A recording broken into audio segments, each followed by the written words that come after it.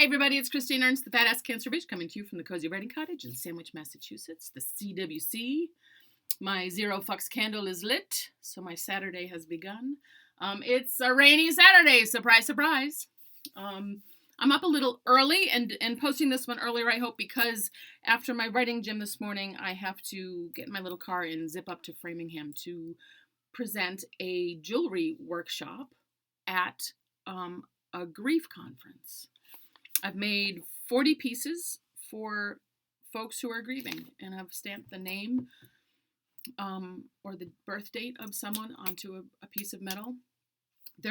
All the students will stamp a symbol on it themselves. I'll help them, and hopefully no fingers will be broken or smashed in the process.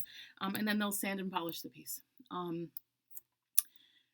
so grateful for this work, especially now. I find that I've been turning to my hammering studio more and more. The new cycle is overwhelming, terrifying. So if I can make something that will make anyone feel better, this is good work. I invite you all to come to my hammering studio to hammer a piece of metal. What word do you need to wear? Also, it's Saturday, October 21st.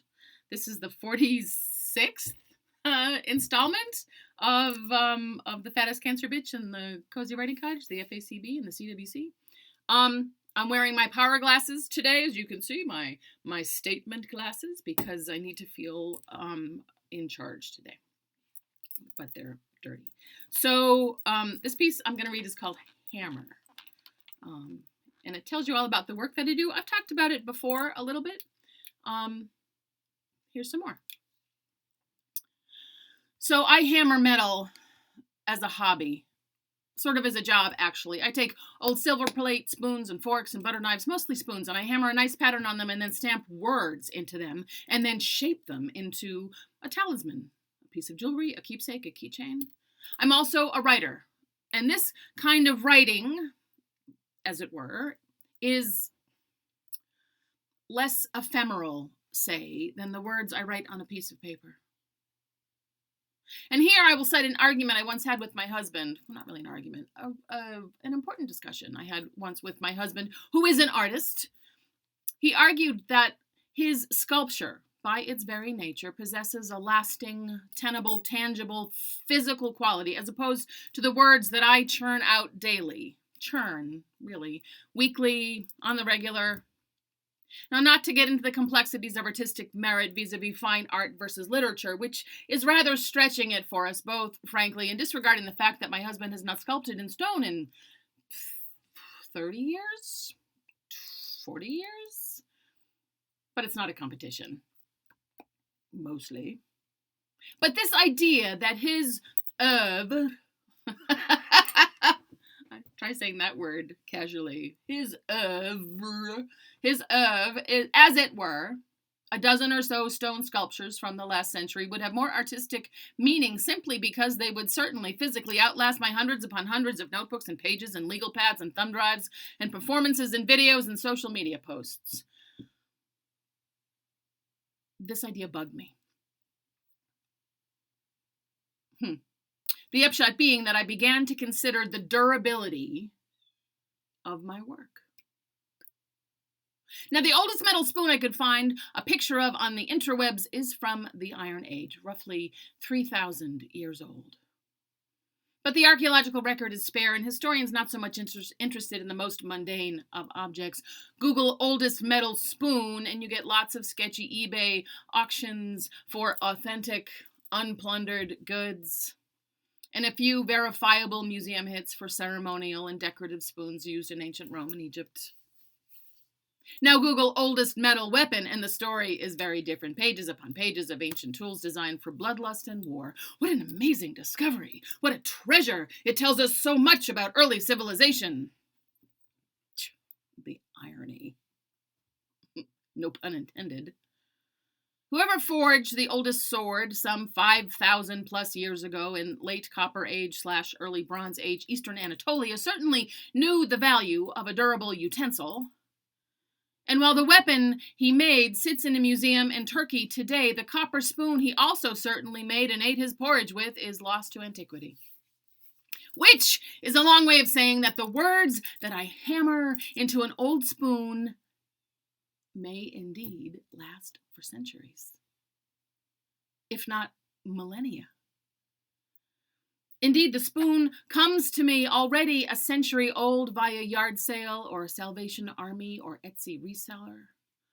Already filled with its own unknowable history, the baby it fed, this spoon, the bride who chose it for her trousseau, the table it sat upon, how many times was it washed and dried and put away, how many cups of tea, how many bowls of soup, so humble, so ubiquitous. Is there any other object as daily, as utilized, as persistently human as a spoon?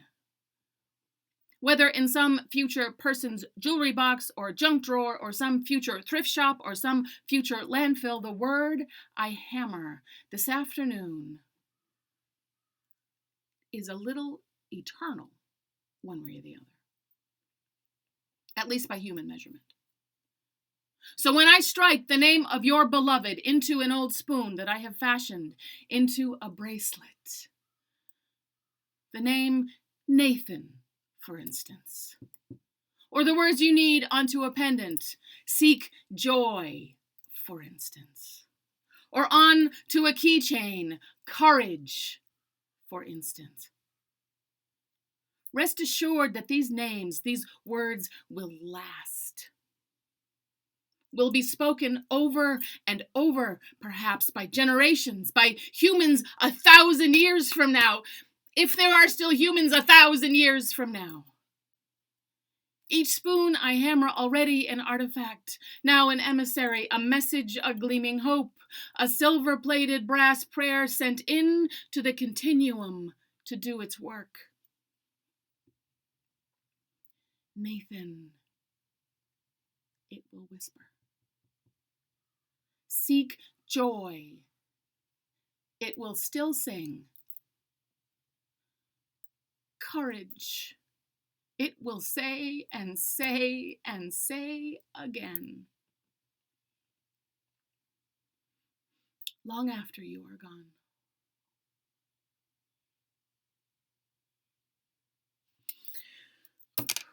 Whew. That's a lot for Saturday morning. It was so moving to hammer these 40 pieces for these grieving people. They're mostly parents. I hammered 2 names onto some pieces, people who have lost 2 children.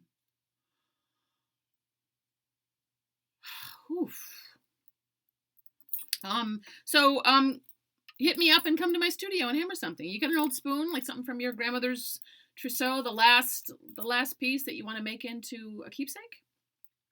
I'm your girl. Or just come and keep me company and hammer something on an anvil. I cannot tell you how cathartic and healing that is. Which begs many questions about my amygdala and wanting to smash things at all. But I'll have to write about that some other time. Have a beautiful weekend, my friends. It is indeed October. Put on a sweater.